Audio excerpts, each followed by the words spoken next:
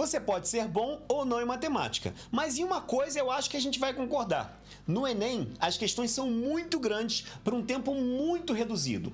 Se você já passou por isso ou está com medo de passar por isso na próxima prova, fica aqui no vídeo que eu tenho algumas dicas para você.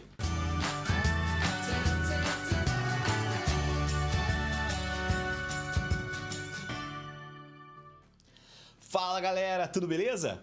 Flávio Fernandes por aqui, e se você tá por aí, é porque esse assunto aqui te interessou, no mínimo você ficou curioso. Na verdade, não simplesmente o assunto Enem, mas como resolver problemas matemáticos no Enem. Porque você pode até achar as questões fáceis, né? Muita gente acha muito difícil, mas eu digo para vocês que as questões são até simples. O que que pega? Qual é o problema no Enem? É o tempo. Então você precisa fazer não só da maneira correta, mas de maneira rápida, senão não dá tempo de fazer todas as questões. Só de matemática são 45 questões. Então como é que você faz tudo isso a tempo? Bom, hoje eu vou passar para vocês, já na prática, com o exercício do Enem 2019, a gente vai ver na prática alguns passos, ou seja, o passo a passo para resolver questões de maneira mais rápida e certeira no Enem, ok? Primeira dica que eu dou pra vocês é o quê? Se inscreva aqui no canal, claro, é a melhor dica que você pode receber, porque aí você vai acompanhar exercício por exercício, vai treinar aqui com a gente para poder se preparar pro Enem ou para qualquer prova que você tenha aí pela frente. Qualquer problema que você queira resolver, e a gente tá falando do Enem, mas serve para qualquer problema que você vai resolver, probleminha matemático. Segue esse passo a passo que você consegue se organizar melhor. Mas não vamos enrolar mais não e vamos direto pro nosso problema. Se inscreveu?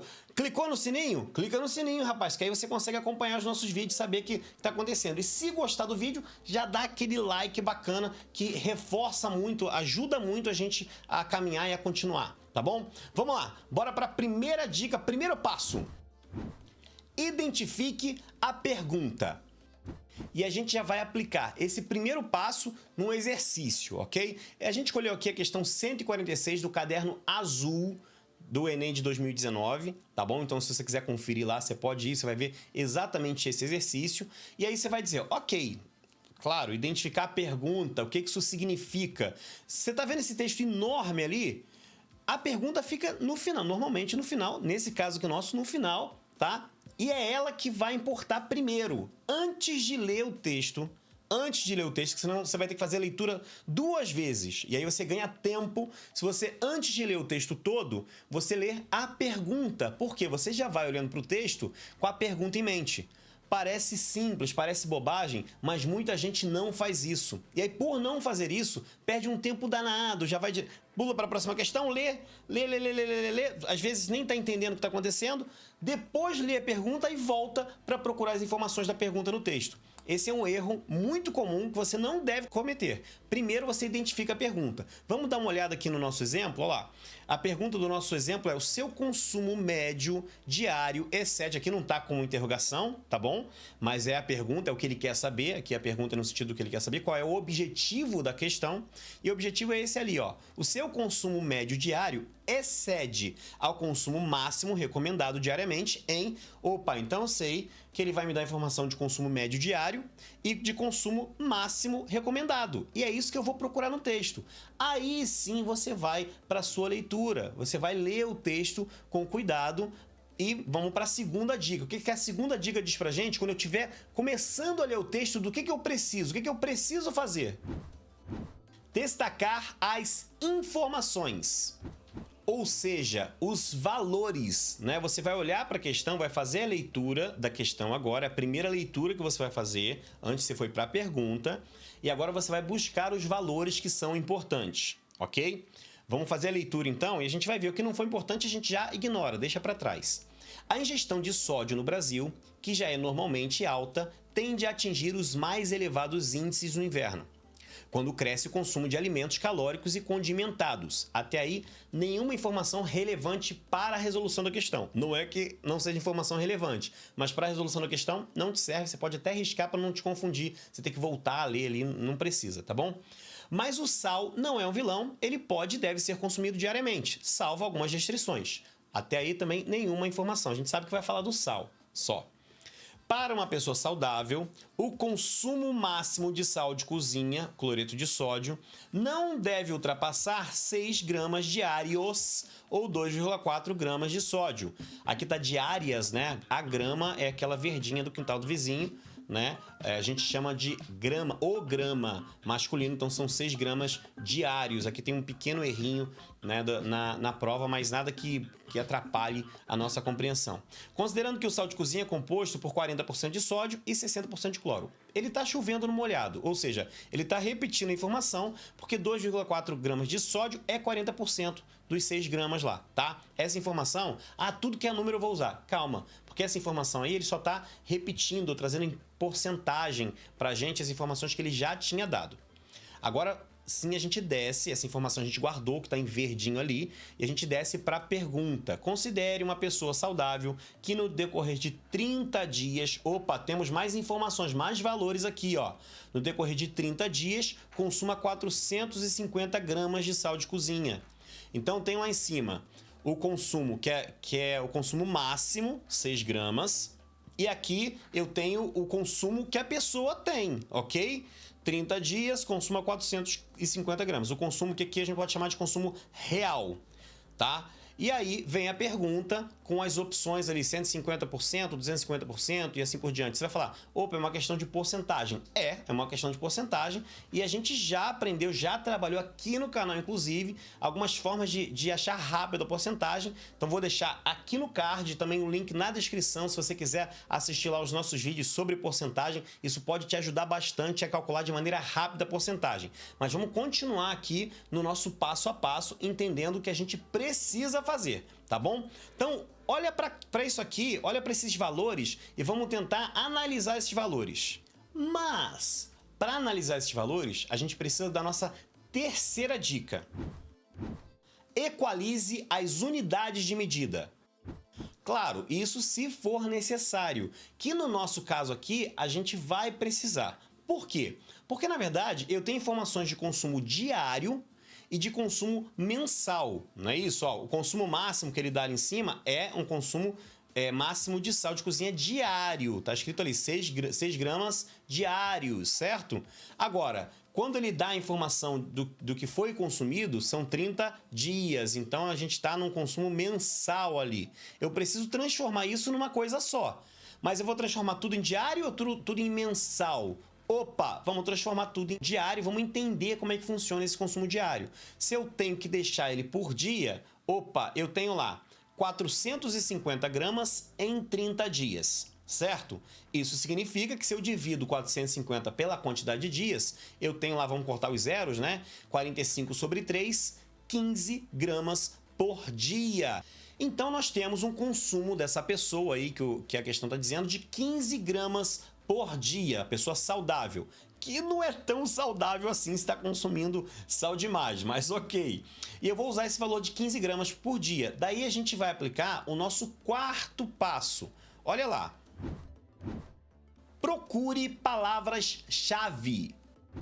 Com palavras-chave aqui, a gente tem uma infinidade de possibilidades de palavras-chave, mas normalmente eu procuro no core, no núcleo ali da pergunta, ok? Essas palavras-chave, elas podem ser máximo, mínimo, exceto, aproximadamente, único. Tem tantas opções aí, mas eu vou pesquisar as palavras que vão destacar o que eu preciso. Às vezes um não, né, que nega a informação, a gente deixa escapar e depois fala, poxa vida, tinha aquele não ali, era exceto, não era aquilo, eu marquei o que era o que não era. Então, o nosso quarto passo é muito importante, você observar essas palavras aí. Olha lá para a nossa pergunta, a gente tem o seguinte, o seu consumo médio, vamos destacar consumo médio, tá vendo aqui? As palavras médio, máximo, mínimo são importantes. Diário excede ao consumo máximo, opa, temos o máximo ali também, recomendado diariamente. Então, essas perguntas aqui são importantes. Vamos então criar uma tabelinha com essas informações. Máximo e consumo médio real ali, eu chamei de médio real, que é o que a pessoa realmente consome. Vamos marcar essas informações. Consumo máximo, 6 gramas. O consumo médio, 15 gramas. Já temos uma tabelinha aqui. Opa! 6 gramas seria o máximo. A gente vai chamar sempre de máximo, estou colocando aqui na pontinha, ó, é 100%, porque está em percentual o resultado. Então, o máximo é 100%. Agora a gente vai entrar um pouquinho no conteúdo matemático. E a gente sabe calcular por percentual e porcentagem, porque a gente já aprendeu aqui. Dá uma olhada lá nos vídeos, você vai lembrar, ok? Se o consumo máximo é de 100%, 100%. 100 por 100. 100 dividido por 100 é 1. Você pode representar com esse 100% como 1. Se você quiser, não tem problema. Eu vou deixar aqui o 100% porque a resposta é em percentual. Agora vem um detalhe importante. O 6 gramas é o consumo máximo, é meu 100%, é o meu inteiro, né? Eu excedo isso. Para eu saber quantas vezes eu estou excedendo, é só eu pegar os 15 gramas que estão aqui em cima e dividir pelo 6. Né? Se eu tivesse 12 gramas, seria dividido pelo 6, 12 por 6 seria 2 vezes, estou dobrando o meu consumo. Então, se eu pegar o 15 e dividir por 6, eu vou saber exatamente em quantas vezes eu estou aumentando aí o consumo, tá? Então, presta muita atenção nisso. Olha lá, vem comigo, ó. 15 dividido por 6, eu coloco aqui do lado. Vamos aprender a simplificar. Se você não lembra, eu preciso dividir pelo mesmo número em cima e embaixo. Não lembra mesmo? Quer aprender um pouquinho mais sobre simplificação? Dá uma olhada nesse vídeo que eu estou colocando aqui no card. Depois você pode clicar nesse izinho que aparece aqui, vai abrir o card com todos os vídeos, você clica neles. Vou deixar aqui embaixo também na descrição, tá bom? E aí você pode desenvolver, pensar de maneira simples e clara. Se você já sabe quanto que dá 15 sobre 6, pausa o vídeo, comenta aqui embaixo quanto você achou. Se você quiser responder já, eu nem vi a questão, já sei que é letra tal. Pode comentar aqui embaixo também, mas não vale ir pro final do vídeo, hein? Comenta agora, vai lá, comenta aí e a gente vai continuar. Então tem 15 sobre 6, vamos simplificar. O 15 e o 6, eu tenho dividido em cima por 3 e embaixo por 3, eu tenho 15 em cima que virou 5, 6 embaixo que virou 2. 5 sobre 2, que é o mesmo que 2,5. Se um inteiro é 100%, né, é só multiplicar por 100 e 2,5 para eu achar o percentual. Eu multiplico por 100, 250 por 100, 250%, tá? Aí você vai dizer, opa, beleza, letra B, vou ali, vou marcar a letra B. Muito cuidado. E aqui é que entra a nossa quinta dica, o nosso quinto passo. Fique atento ao núcleo da pergunta. Aí você vai me dizer, como assim núcleo da pergunta? Bem tranquilo, eu preciso olhar, preciso observar o que a pergunta está me dizendo. Olha aqui não é minha pergunta? Então, seu consumo médio diário excede... E aqui está o núcleo, eu quero consumo médio, consumo máximo, e eu quero saber o quanto que o médio excede. Olha lá, botei 250% aqui, ó. Quanto que ele excede o consumo máximo. Por quê? 6 gramas é 100%. 250% é 15 gramas. Quanto que excedeu? Ou seja, 100 era o máximo. Passou quanto para chegar ao 250? Passou 150. Então, se eu não presto atenção na pergunta, então... Primeiro passo e o último passo são bem parecidos. Primeiro passo, eu identifico a pergunta. No último, eu vou olhar com mais cuidado essa pergunta, porque antes de responder, eu preciso saber o que está sendo perguntado. Eu sei, você vai dizer, isso é óbvio, mas muita gente não faz. E marca e, sabe, tenta destacar. Muitas vezes esse núcleo da pergunta é um verbo, que é o nosso caso aqui, exceder. Opa, quantas vezes excede? Não é quantas vezes aqui no caso, né? O seu consumo excede em quanto? Excede se 100% é o máximo e chegou a 250, excede em 150%. Nossa resposta, letra A. Gostou? Tem alguma questão que você gostaria que a gente aplicasse?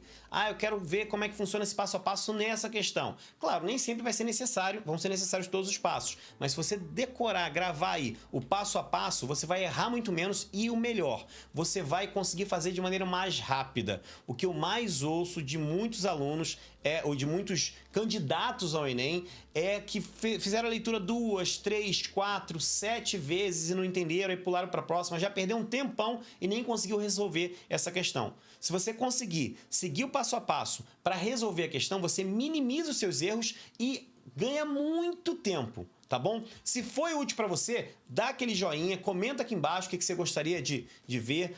O seu comentário é muito importante, incentiva a gente e dá um norte também, aponta o que é importante para a gente continuar fazendo, tá bom? Vou trazer aqui mais questões, principalmente de porcentagem. Vocês vão ver que no Enem de 2019 tem muita questão de porcentagem, é um assunto que cai bastante, mas não só essas. Então manda pra gente que a gente vai tratando aqui. A gente se vê na próxima. Fica por aí e estudem. Se você vai fazer o Enem tá chegando, a hora de estudar é agora. Tchau, tchau. Fui!